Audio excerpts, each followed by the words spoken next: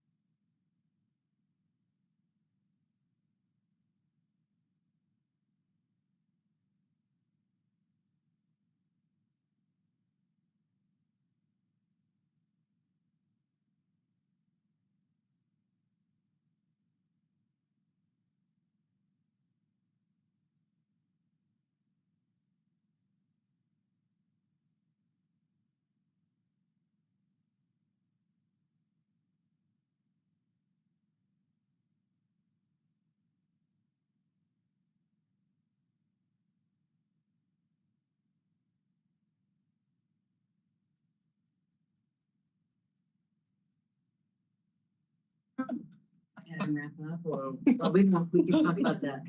At what time? Is your flight still a go? Did you check the screens? It is 2:30 almost.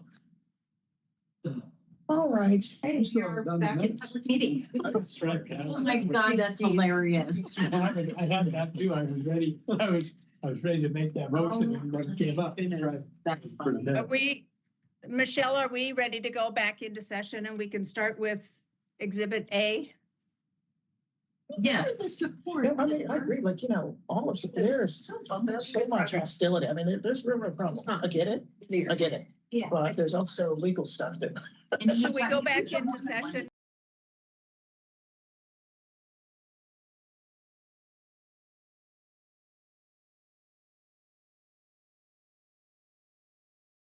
The audience for waiting for us.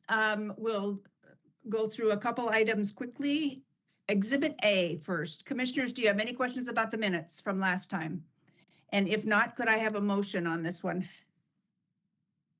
I move to approve the December 13th, 2024 meeting minutes with continued authority to correct grammar and punctuation. I'll second. Been moved and seconded to approve the December 13th, 2024 meeting minutes as read into the record. Could we have a thumbs up vote on this one? Commissioner DeFries, is yours a yes or no? I can't even see her. Where'd she go? Yeah. We have a quorum, so that motion passes, and we'll pause for just a moment to get Commissioner DeFries back into session. You guys got something done. Right on. And then we will, At 2:30. Is that like how? and We so, wanted to, careful what we wish for. We wanted that extra thing. Okay. while we're waiting for Commissioner DeFries, very briefly, could we have Steve Rumroll get ready for Exhibit B?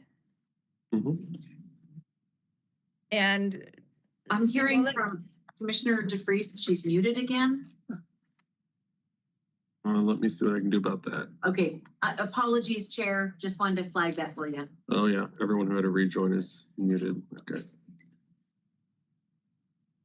Thank you, Director.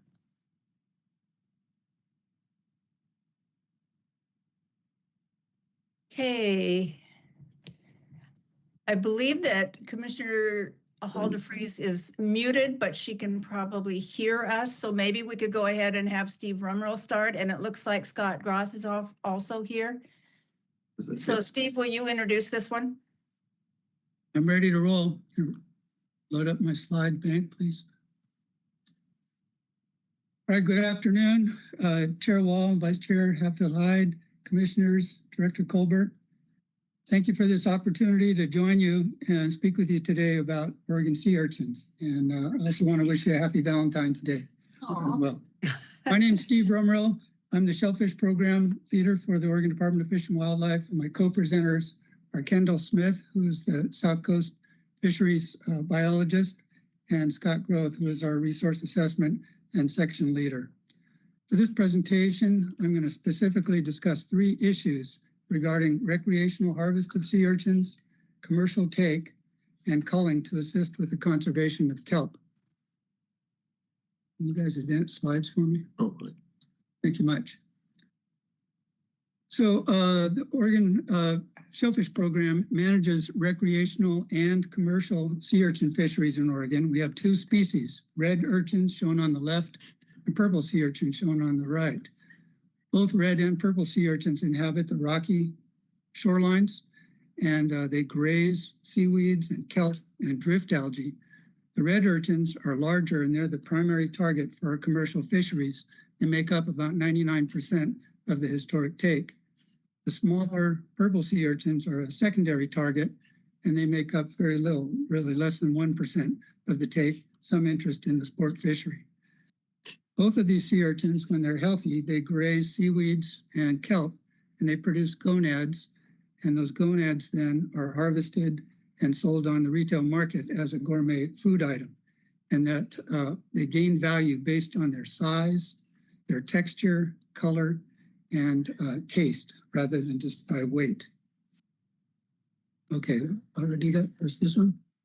Here we go. This histogram shows the time series of abundance of sea urchins along the Oregon coast for over 40 years. The Oregon Department of Fish and Wildlife has been monitoring these populations for a long time. So that span across the bottom shows changes in density over time. Primary point I want to make is that we now lately are experiencing a very high abundance of sea urchins, and that episodic recruitment into the population was coincident with the marine heat wave, that massive marine heat wave that Sean Clement spoke about earlier that took place in 2014, 2015. You can see on that panel, there's a big mass of red warm water, and it disrupted currents, temperatures all along the West Coast. And we West Coast wide have seen a great abundance of sea urchins. A little more background information. Not all locations along the Oregon coast have been equally affected by that. 3 points I would like to make here. This shows different locations along the Oregon coast on the bottom, and the density or abundance across the top there. So we see higher densities of purple sea urchins, generally the white bars in comparison to the dark bars, and very high densities at particular locations down in Brookings, Gregory Point, and Lighthouse Point, but moderate densities that are still elevated and concerned at other locations. So not all areas are equally affected. Okay, let's focus now on this our proposed increase in recreational take of purple sea urchin. Background here, so the current daily catch limits are 10 sea urchins per person per day, and the take, we believe, is very low. However, interest is growing.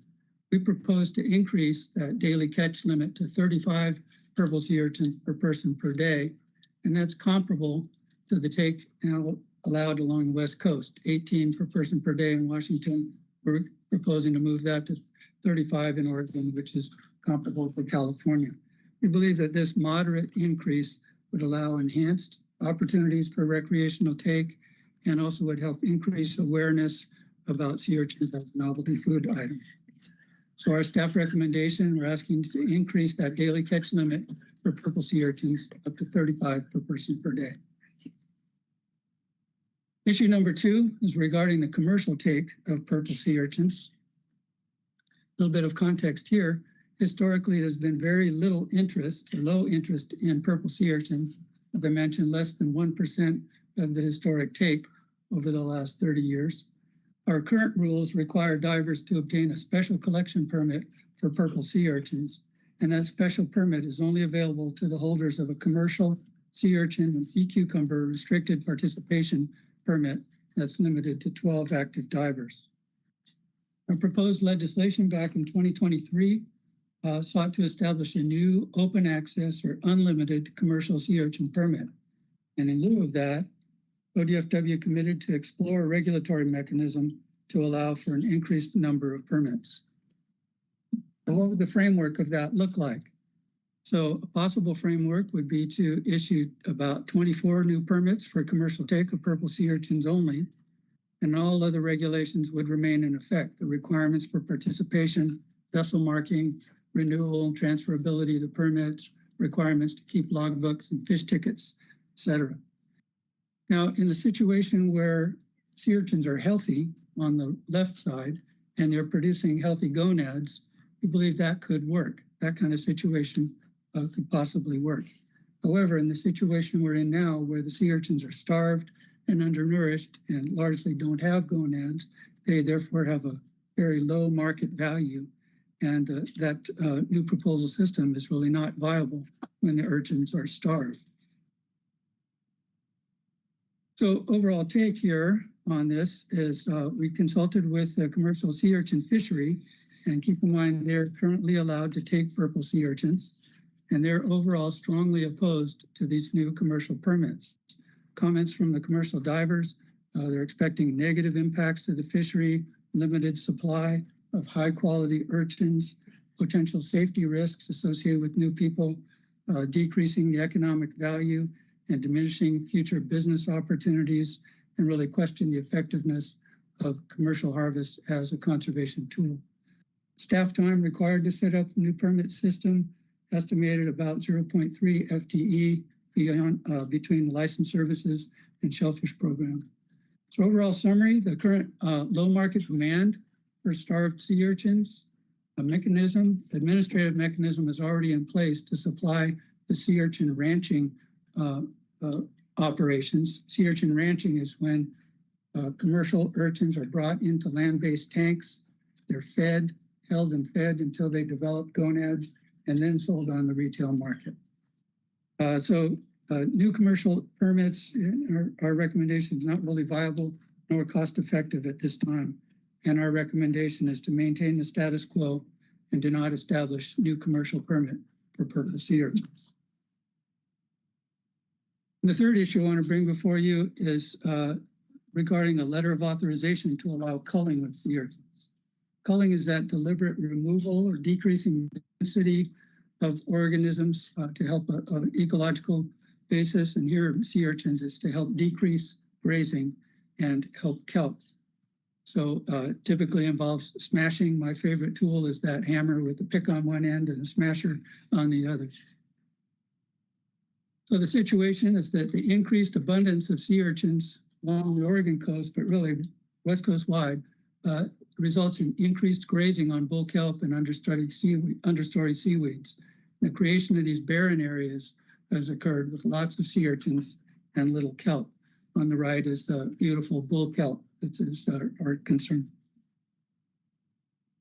Just a little more context here. So we believe that sea urchins are a factor, not the only factor, in the declining spatial cover of kelp. Our ODFW Marine Resources Program conducts periodic coast-wide surveys of the spatial extent distribution of kelp. We did that in 2010, 2022, and again in 2024. Just an example showing you Cape Blanco, the bright green area up at the Blanco Reef shows the spatial extent in 2010. And you can see the reduced in red, how much lower that has become in 2022.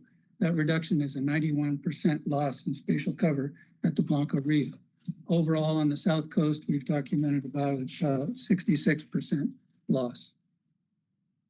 So culling is a conservation tool exercised not only here in Oregon, but other locations along the West Coast.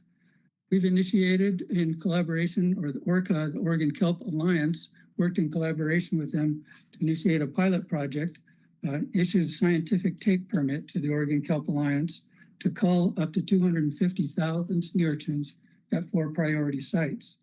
Volunteer divers coordinated by the Kelp Alliance removed about 87,000 sea urchins from one cove, Nelly's Cove, from 2021 to 2024. Sea urchin densities were decreased, but bull kelp hasn't yet recovered at that site. ORCA has received substantial funding and is anxious to move forward and shift that culling effort from a small pilot project into a larger scale management activity over the next several years. What we propose is that the Commission revise the OAR to allow for the controlled culling of sea urchins at these sites. And we'll work out the details for that through a letter of authorization in the next couple of weeks. But that we would identify those priority culling areas. They would likely be these priority areas that we've spoken about. Each site would have a removal area and an undisturbed control. We look at that back and forth, coupled with underwater surveys before and after the culling to keep tabs on the efficacy of culling as a management. Summarize regarding issue number 1, the recreational harvest for purple sea urchins. Our recommendation is to increase the daily catch limit for purple sea urchins to 35 per person per day. Regarding issue 2, the commercial take for purple sea urchins, our recommendation is to maintain status quo and to not establish a new commercial permit for purple sea urchins. And issue 3, regarding the letter of authorization to allow culling, our recommendation is that you revise the OAR to specifically allow controlled culling of sea urchins.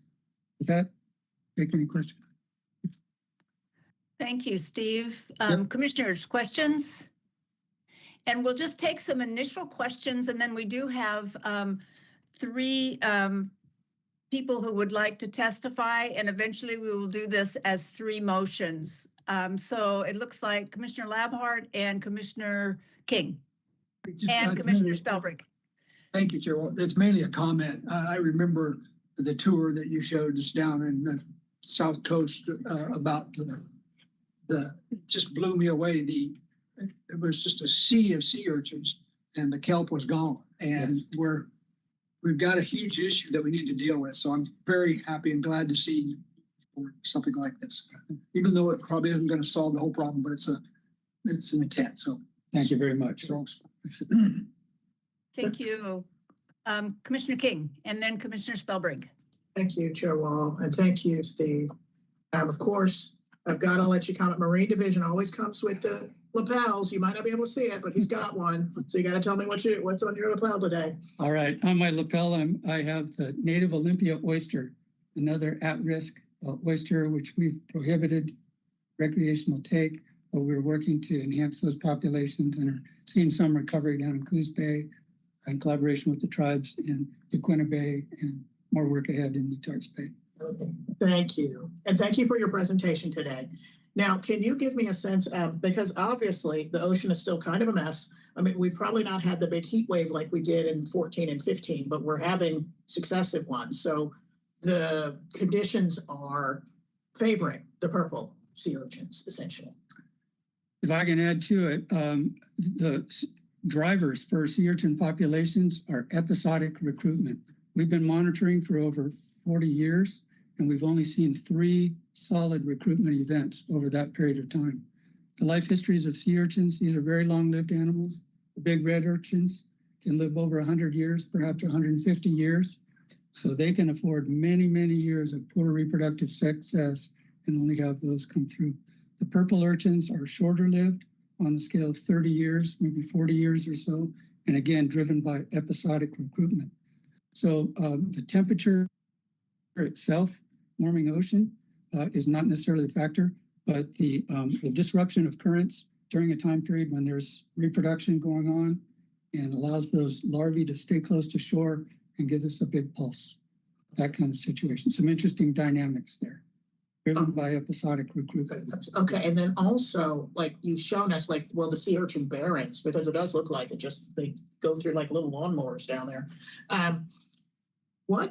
How long does it take for a bull kelp forest to come back? Because it is legit a forest. I mean, it's sort of like if you're in clear cutting, that's what it looks like, Yes. but under the water. So how long does it take for something like that to regenerate? So bull kelp, this Nereus cystis, is an annual alga. And if there's sufficient spores, microscopic spores out, it can recover back the next year. It recovers and grows very fast, one of the fastest growing marine algae in the world. But the concern is that with the spatial extent of spore-bearing plants decreased, we may have hit that point where there's not sufficient spores being produced. Again, the Oregon Kelp Alliance that we're going to hear from is very interested in enhancement activities where kelp still exists and restorative activities where no kelp exists, trying to do what they can to get spores reestablished. We'll work in collaboration with them, but it's a concern. Okay, thank you. Yeah. Commissioner Spellbrink. Thank you, Chair Wall. Interested in California, did they experience the same high densities of purple sea urchins, explosion in that density down there also? Yes, question is whether California has experienced this. Yes, they have, and they are also very mature out in front in terms of culling and restorative activities. Caleb and I were just speaking about that. He has more knowledge firsthand than I do about that. They've had successes at particular sites down in Monterey Bay, Tankers Reef in particular, and have not had successes up on the Northern California coast. So, and it really depends on the extent and magnitude of the recovery work there. I've had fairly good number of contacts in California, guys that spend a lot of time on the ocean down there and stuff, and I think they're talking maybe not northern California, but they said they've been noticing the bull kelp coming back. Yes, yeah, fairly rapidly, like you said. Yeah, so that's good indicator that it's really helped with doing some of the policies that we're going to install here. So that's great. I have just one question, Steve, before we go to public testimony. The daily catch has been 10 for the purple urchins and lots of other things for a while. If we did this change from 10 to 35 for this situation, how many years before we should consider bringing it back? Or I'm trying to think if we should make this a temporary change or if it's so long that that doesn't make sense. Because we would sure want to come back to 10 if there was a great reason for having 10 for all these years, should we ever get those conditions back? Yes, good question. My opening point about that is that just want the commissioners to be aware, over the past 30 years, we have been moving the numbers of permits down to try to prolong the sea urchin fishery and move it into a status of sustainability. And I have to thank my colleague Scott Groth really handled that. We moved from 90 permits down to 45, down to 30, and settled in on the level where we are now at 12 as the sustainable level. And we do have some concern about that. We want to make sure that we have a viable, sustainable commercial sea urchin fishery. We don't believe, Chair Wall, that moving up from 10 to 35 will really influence the populations of purple sea urchins. The recreational take is still very low, still very low interest. And at this point, we would like to help increase awareness, help build that market awareness, see if we can't develop a market for the purple sea urchins. So I'm more concerned about that. The commission has always been very responsive when we bring an issue to you. So if we needed to come back in 5 years, 8 years, or 10 years, I don't think we need to build that time frame into the recommendation at this point. Great. Thank you. That's exactly what I needed. Then let's go to public testimony, and we have 3 people. And Michelle, if you'll help me make sure they're in the room. Jeff Griffin first, Saiful bin Jafar, and then Sarah Hamilton. So Jeff, and each person will have 3 minutes, if you will.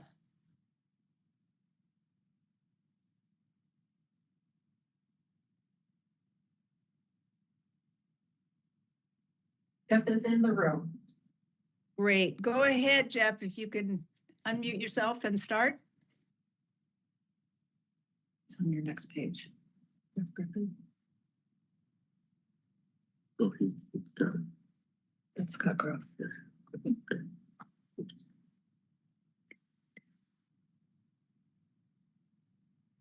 We also have Sarah in the room, but the other individual is not here.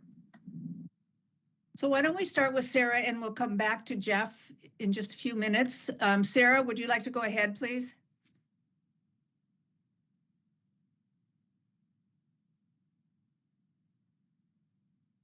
I feel like I'm striking out.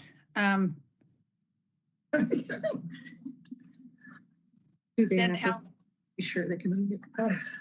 That's what their cameras and microphones are enabled. They should have access to them. I'll try. Theme for the day. I'll try the third person. Saiful Jafar. I haven't seen him in the room all day today. Okay.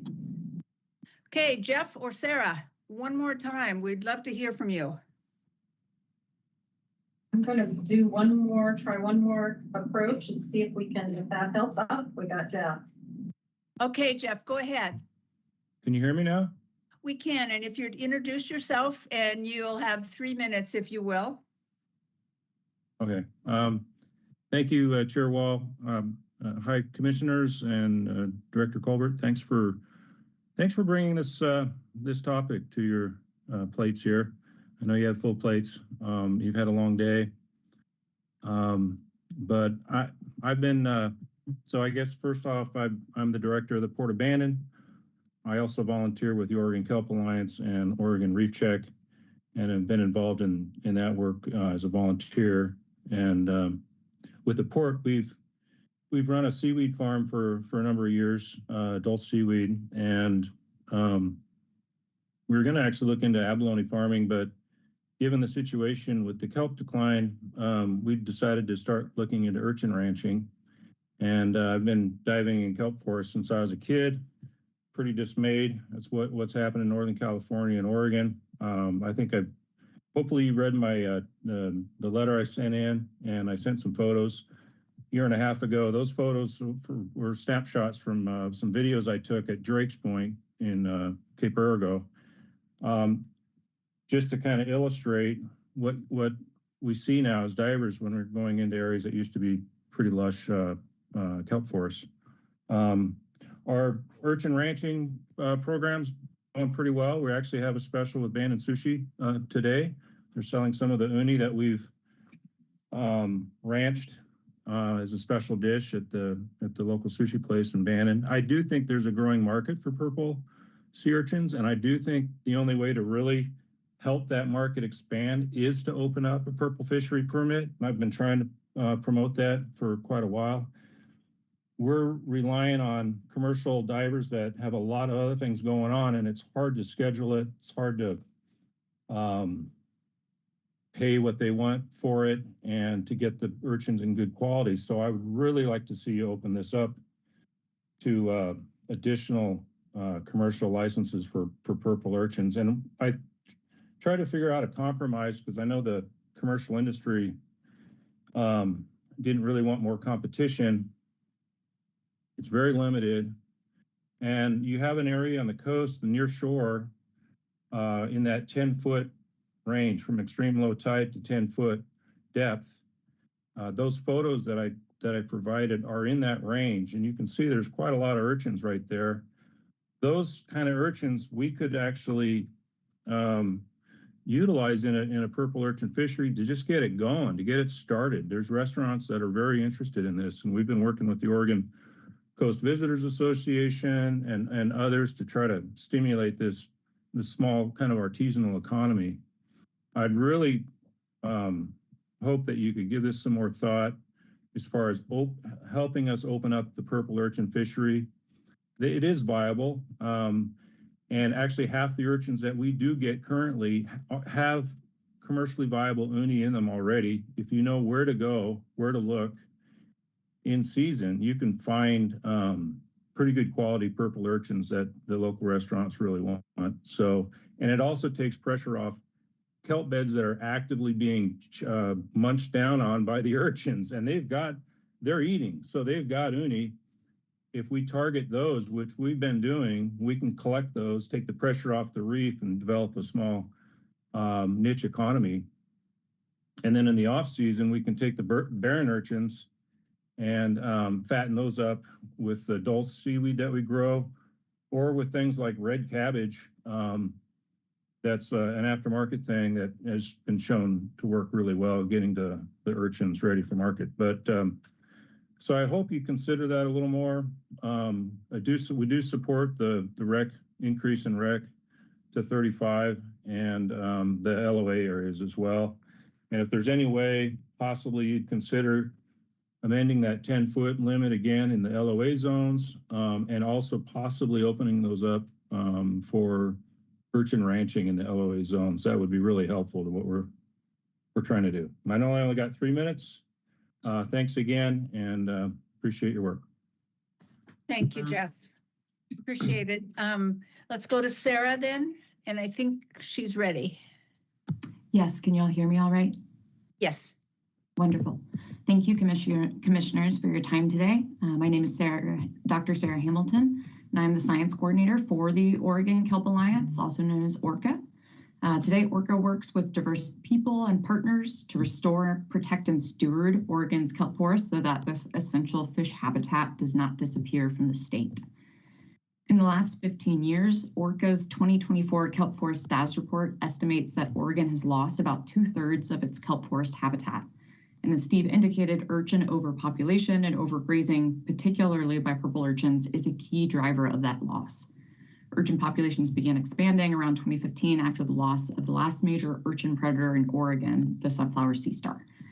And until an urchin predator begins to recover in the state, whether that be sunflower sea stars or sea otters, Oregon's kelp forests are going to continue to suffer in the face of these unchecked urchin populations.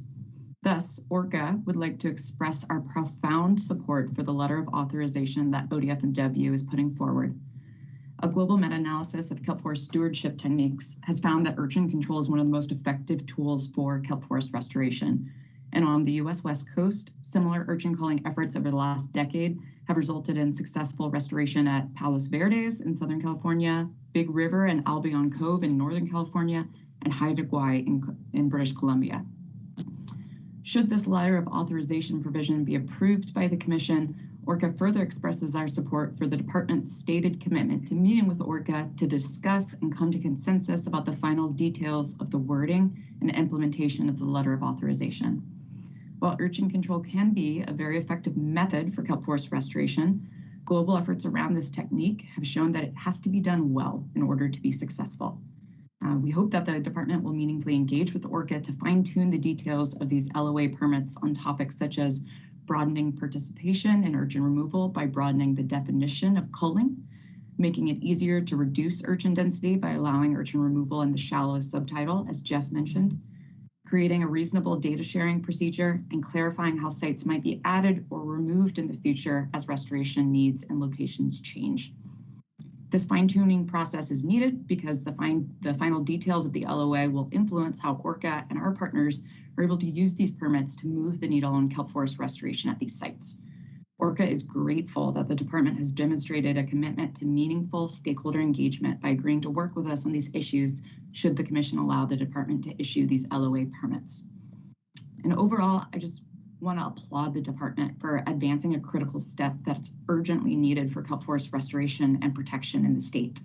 We urge the commitment to allow the department to issue these letters of authorization. ORCA acknowledges that culling is just the first step towards kelp forest recovery in the state. In the long term, recovery of an urchin predator is going to be critical to allow our kelp forests to flourish across their historical habitat. However, until that happens, it is critical to protect oases of kelp forests across the state from urchin overpopulation in order to protect genetic diversity, maintain a local spore source, and continue providing some amount of habitat for species dependent on kelp like abalone and rockfish. This LOA permit can help Oregonians move towards kelp forest stewardship that protects these unique coastal ecosystems for generations to come. Thank you, Commissioners. Thank you, Sarah. We have a question from at least one commissioner, it looks like. So Commissioner Labhart, and then Commissioner Hatfield-Hyde, do you have yours up as well, or is that a glass? Can't see from here. Oh, I don't. Oh, okay. Go ahead, Commissioner Labhart. It sounds like you have a question. Thank you. Public comment on the LOAs. So when I was reading the staff report, the department received mixed responses from commercial CO and divers, 2 in favor and 2 opposed relating to the LOA. So could you address, you didn't mention much time about that. So are these the two in favor to help us understand? No, so those were responses from commercial urchin divers. Right. And generally they were in favor. Well, half of them were in favor of moving forward. And I believe the comments were that they'd like to see engagement by the scientists, agency divers, as well as the commercial industry. There was concern because we had proposed to allow culling of both red urchins and purple urchins. So one person was not in favor of that because they wanted to only cull purple urchins and not the red urchins as well. Okay. So we had kind of a 50-50 response. Then the 10-foot thing, the 10-foot depth issue is problematic. We do have issues associated with that. That was set up way back in 1991 to conserve that population in that shallow zone. We're no longer in that situation, but we do have a workaround, potential workaround that we've discussed with Mr. Griffin to allow harvest in the intertidal zone down to extreme low water. And if that meets with approval by looking at statutes, we may be able to offer up a commercial shellfish harvest and intertidal permit to allow for harvest in the intertidal zone down to about -3. That would only leave a small area of about 7 feet of elevation, which is pretty small. okay, thank you. Yeah.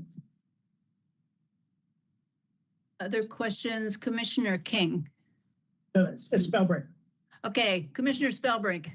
Thank you, Chair Wall. And that's what I guess I was wanting to talk more about too, is that I hate to squelch opportunity when it exists, like the public testimony from down the Bannon area. Is there a way to, how would we, I guess, address that? Would there be any avenues? I mean, where you had a purple sea urchin permit only for maybe, I mean, what would it do to the department if you had 5 or 6 of those permits available or something? I mean, it sounded like it added some additional expense to actually the department to monitor something like that. Yeah, so our estimate again is that to establish a permit system would cost about 0.3 effort, human effort in terms of establishing it within licensed services, to set it online and such, and to administer it. And then within the Shellfish program, about 0.2 FTE for correspondence with them and monitoring the take and all of those. So trying to gauge what would be a viable fishery is where we set in at about 24. So it could be any number, but what would be a viable? Now I want to add that the sea urchin fishery in Oregon is still viable. That's unlike California where it has collapsed and really they declared a state of emergency. So we're at that point where we're not quite at that point where we have to take some dramatic steps to keep the fishery alive, but the alarm signals are out there. The commercial industry in Oregon has shifted offshore to rogue reef. You're familiar with that off Gold Beach, maintaining a kelpbed out there. That's been the guts of what's keeping the fishery alive. And our surveys are showing that that kelpbed is shrinking down as well. So at this time when we're alarmed about possible collapse of Oregon as well, it doesn't make sense to us to open up even more harvest at this point. So we've been managing in that situation over 40 years with that suite of tools that have been numbers of permits, size, area, season, and at this point we're concerned about that. So your still recommendation then would be to not allow not at this point, to allow the market to continue. And if we see a greater market demand, then I think we should revisit. For clarity, can you repeat what the solution is that we're proposing for the Mr. Griffiths? Yes. So we're working within the department to see if we can allow a commercial harvest in the intertidal zone. We do have an open access, unlimited commercial shellfish and intertidal animal harvest permit. That's the permit that we use for razor clam fisheries, for the gooseneck barnacle fisheries, for the commercial harvest of mussels in the intertidal zone. That would allow harvest to take place down to extreme low water. That's -3 feet below mean lower low water. So we believe that that plus the combination together may be a viable workaround here, but we still need to make sure that's not at odds with the statute that regulates the commercial sea urchin fishery. So that would create opportunity. Would create opportunity in that area that Mr. Griffin has identified.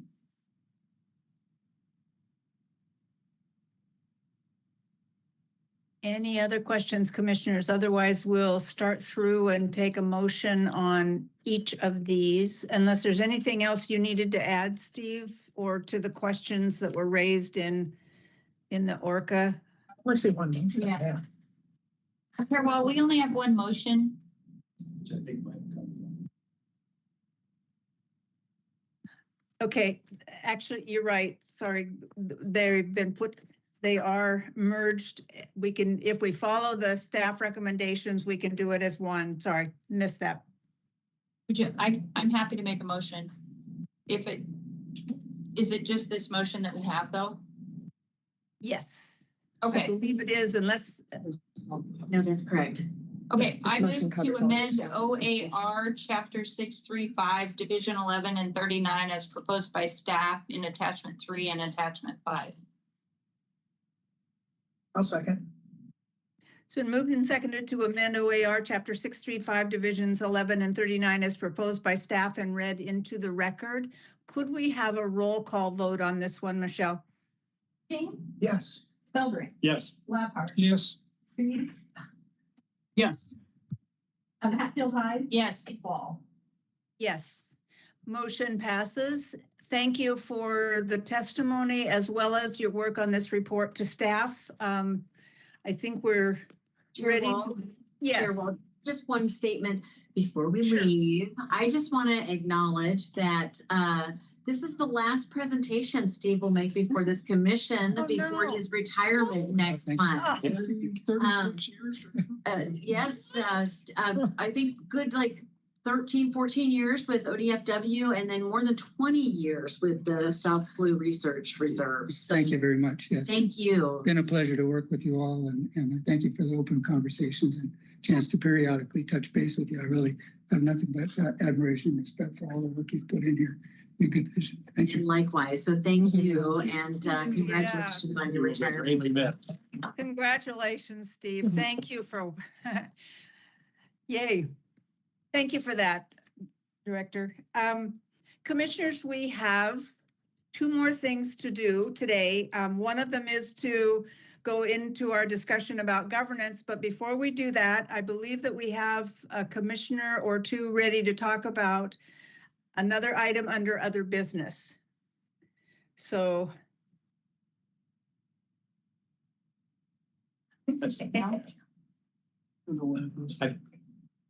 Thank you, Chair Wall. I'll just bring up, that we definitely heard from the Crabbers today about the safety issues, and we'll be, at this point, we're not quite ready to, get to a point to where, we can't make a motion anyway, but anyway, but we haven't forgot you. I was a 40-year career crabber, and I certainly, that's the one part of my crab career that I did not like at all, was getting the gear in the water.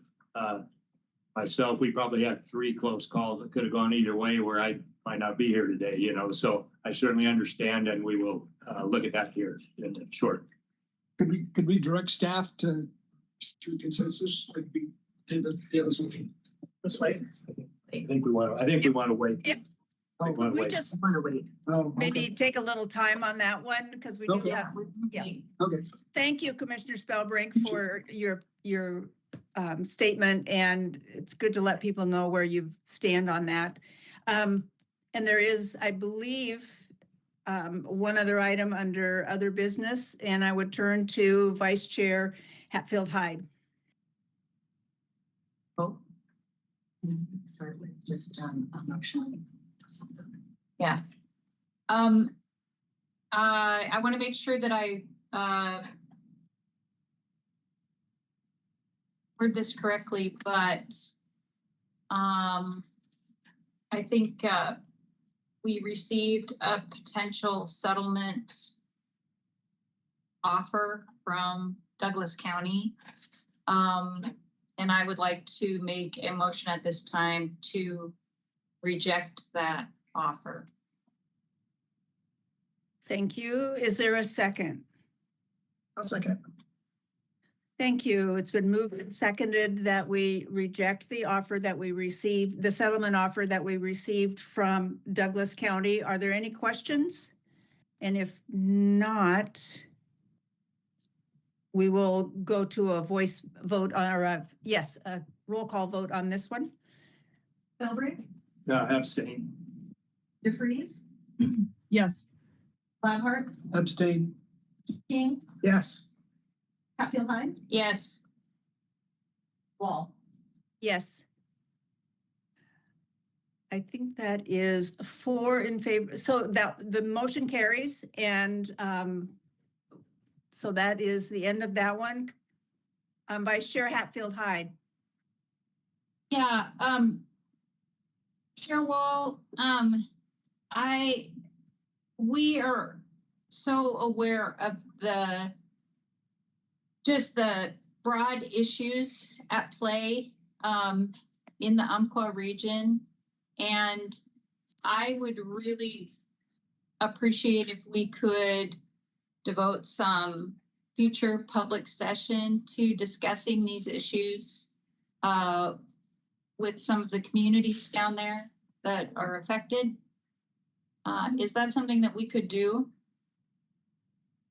I think it's certainly something we could do, and we could work with the department to figure out exactly what that could look like. And I know that the department is planning to work with that community soon on some of the issues, but I think what you're asking for is a fairly broad conversation with the community on a broad set of issues. Yeah, that's what I'm asking for. And I know, I know these communities are wanting a chance to talk to us. So do we need a motion on that, or just kind of a sense of that's what we will work on? I think that a sense is enough that we will work on, so long as other commissioners don't object to that. So let's see if the other commissioners are comfortable with us looking to staff to help us define what that would look like. I agree. No issue. No issue. I agree. Yeah. All right. Good. Thank you, Vice Chair. And Thank you. Director, is there anything you wanted to add? We are happy to work with you on something along those lines, and I think it is good timing, so thank you. Chair, while I was going to just mention, we do have one more item that is scheduled for today, which is the best practices. Yes. And I wanted to know if y'all wanted to consider maybe pushing that till March, given it's gone a little bit longer today than we anticipated, and we know we have at least one commissioner that needs to head to the airport. So I wanted to ask, since we're not all in the room together, just if you had any thoughts on that adjustment. Well, usually the most popular person in the room is somebody that's proposing a delay of an item. So you go. Are all of the commissioners okay with that? Yes, especially with the weather. I mean, we just. Do we have to have a motion to table? I think we just got a sense of the commission. I think we're good. All right. Thank you. Right. With that, we are adjourned. Thank you all. Thank you all. Thank you. Everybody be safe getting home. Yeah, good to see you all. Nice meeting today. I look forward to talking to you in March when we do best practices then. Take care. Thank you, Donna. Thank you.